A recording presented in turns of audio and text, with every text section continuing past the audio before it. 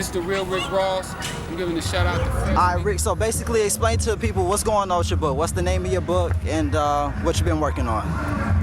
This book right here was written for young people that's thinking about getting into any kind of business. Now it's going to be really attractive to street cats. I'm going to be totally honest with you because I'm a street cat. I'm from the streets.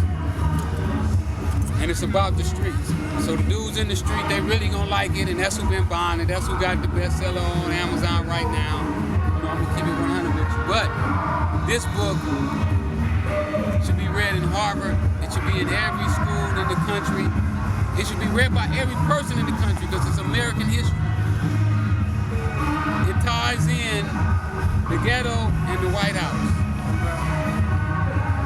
I wrote the book when I was in jail with a life sentence without the possible parole, and I was trying to figure out how could I get back to society. So I put this book together.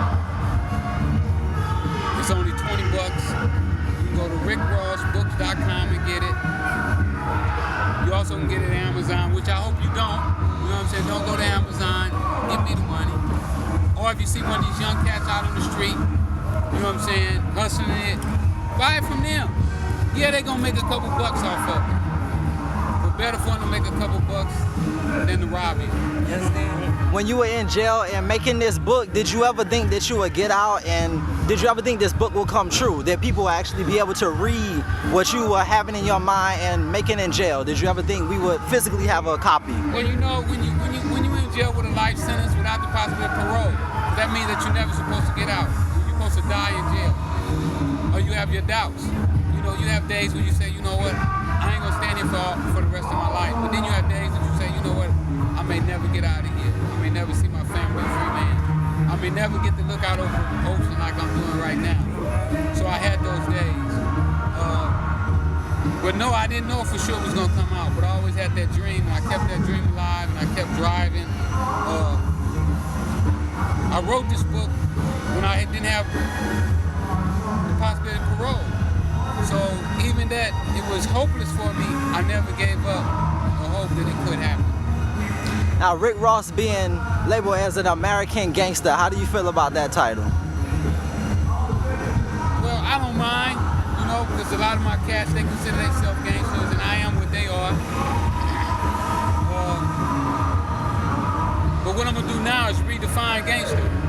You know, not what the news media consider gangster. I'm gonna show them what gangster is.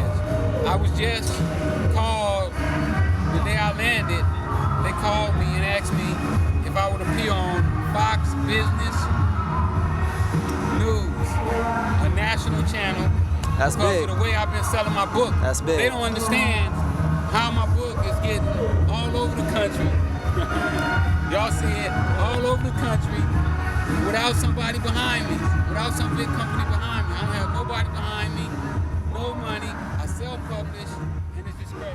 And he does now. Nice. Now, Rick, let me ask you about the book actually coming out and people being able to purchase it. How do you feel about it, as far as people getting to read your story straight from your mouth? I think that it's wonderful for me to have an opportunity to speak because so many black men has been muffled. You know, they won't tell the real story, especially the ones who get a little money. They have a tendency to shut up, keep their money, and go stay in their little mansions and drive their nice cars and don't worry about what's happening in the hood. And I'm not gonna do that. You know, I'm not that guy. I'm not that. I wasn't cut that way. You know, I'm from the hood. I believe in the hood. I'm gonna live in the hood. I'm not afraid of the hood. I know that the hood loves me, and I love them back.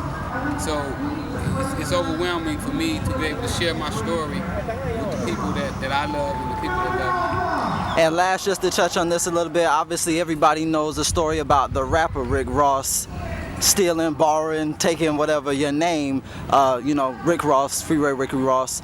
And obviously, did you sue him about that? I sued him. And it didn't work out. It didn't work out, but you know, it was just business. Mm-hmm. You know, I don't have nothing against the guy. Of course. You know what I'm saying? He makes some good music, you know, and I hope that he continues to have success. I'm moving on with my life. I lost a lawsuit. You know, that's that. You know, every now and then I might make a joke about him or whatever, but there's absolutely no hard feelings. You know, I have no hard feelings toward this guy. You know, I'm in Miami right now, a place that he calls home, and just loving it, man. And you know, I wish him the best, and I know that my future is bright. All right, go ahead, and any last final words? Yeah, y'all can hit me up at you can text me, Freeway Ricky, 72727. Also on Instagram, Twitter, Facebook, it's Freeway Ricky.